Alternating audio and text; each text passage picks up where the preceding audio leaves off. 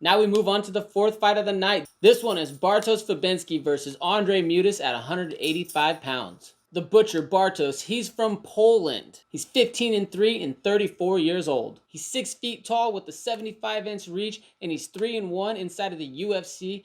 4-1 if you include a recent Cage Warriors fight with Darren Stewart.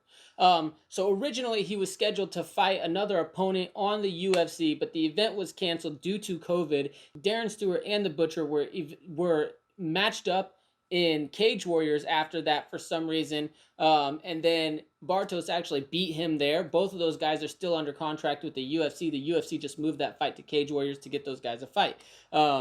Then those guys come back to the UFC, and since then, Edwards has a win there. So they never really left the UFC. It was just a kind of a thing that they did to make COVID work with all this stuff here. All three of his wins in the UFC have come by decision.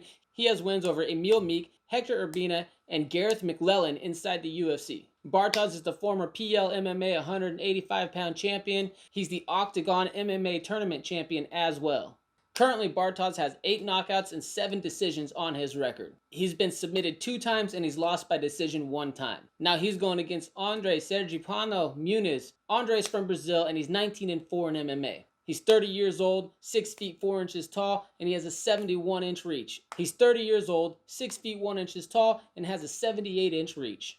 He competed 2 times on Dana White's Contender Series. The first time he won by decision over Bruno Assis. The second time he fought on Dana White's Contender Series, he fought Taylor Johnson, who he submitted in the first round. Since then, he's gone 1-0 in the UFC, defeating Antonio Arroyo by decision.